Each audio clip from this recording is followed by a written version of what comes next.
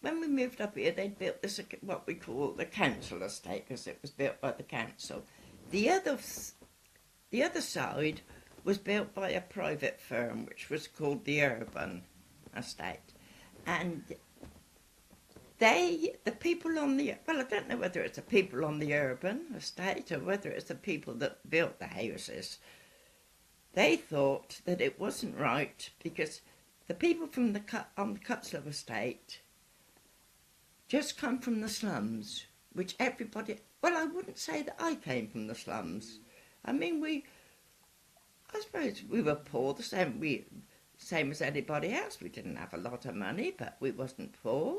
From the slums where we moved from, and so they built this wall. They built one in Carlton Road, along Carlton Road to Jackson Road, and one Wentworth Road to Aldrich Road. And they put this wall up, so that meant that we either had to walk all the way down Jackson Road and down Aldrich Road and up Hearns Road to get onto the Banbury Road, or we used to have to walk up at the bypass. But after a time, we did have a bus that came round, and that used to come down the bypass into Jackson Road and used to stop just at the corner up here in Wolsey Road, so we was able to get a bus. But when I had my children, when I got married from the house, and when I had my children, and I came back to live in Cutslow, the wall was still up. We had no school. There wasn't any school or anything. Even a pub at the corner wasn't. So we got that going, the school. And after a little, my daughter used to walk up the bypass across two main roads to get to school in Wolvercote. My sons used to walk down the other way and go into Summertown. And after a while, the people on the Urban wanted their children to come to our school, the youngest one, but they didn't like the idea that their children had to walk around the bypass, because it didn't matter about ours, but their children must not walk around the bypass. So after a lot of toing and froing and writing letters and things like that, they had a gate put up, just for people to come backwards and forwards. And then, of course, people didn't think it was right that there should be a wall that separated two estates like that. So at one time, there's a bit in there. This man rode a bike. Was it a bike or a motorbike? Through the wall and knocked it down. They came and they built it up.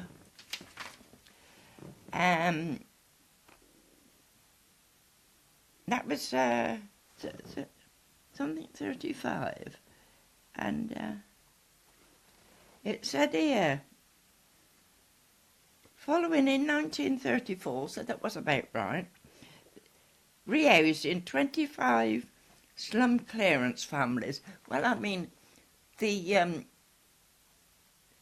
lot of the friars couldn't have been slums because we'd been away quite a time, and there were people still living in the house that we came out of.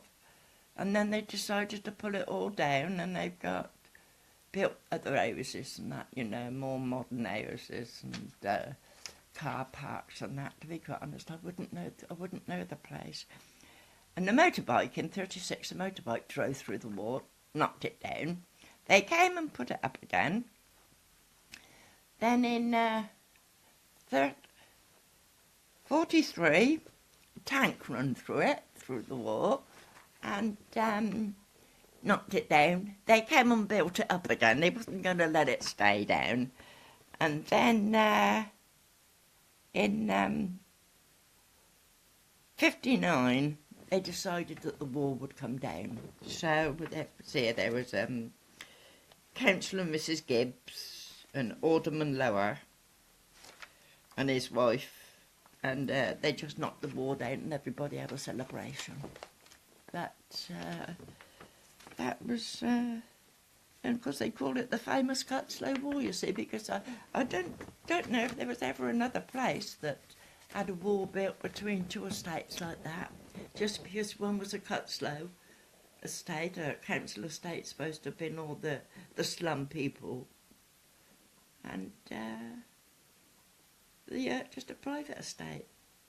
I mean, the houses wasn't, they might have perhaps had an extra room, different to us, but no different. I mean, now everybody's friendly.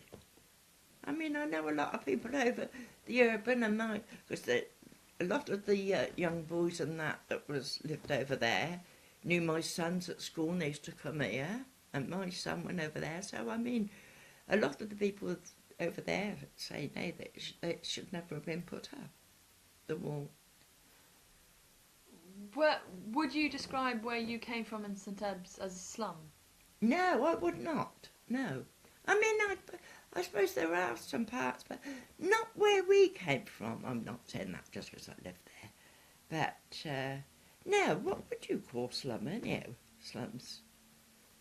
I mean, we didn't have a lot in the house. I mean, we never had, like, what did we have? We had a little fire. We had a fire that we lit for when it was cold, a coal fire. And we had a cooker, gas cooker. We never had we had a big boiler that we used to boil the water up in. My mother done everything in that sort of thing, and we used it for baths when we wanted baths. But no, I would not say that we come from the slums. No.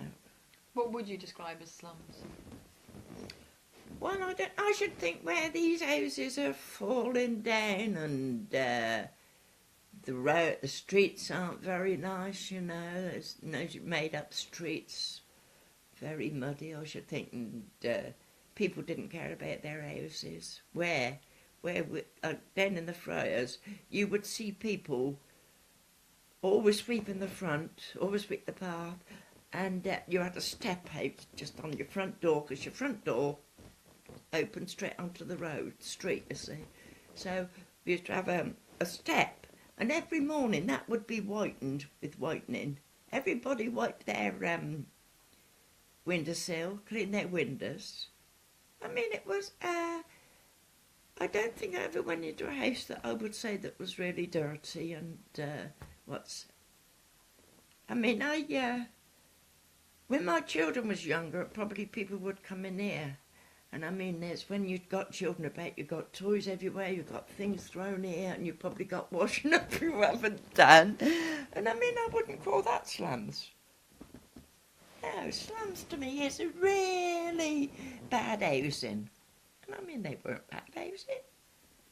I mean, they stood up for years and years and years. So they were built well. No, I don't know what slums were. Not. I mean, probably lots of these flats where people have wrote on the wall and broken things. You know, windows smashed and doors smashed and that probably you would call that slums, but no, I wouldn't say the Friars was the slums.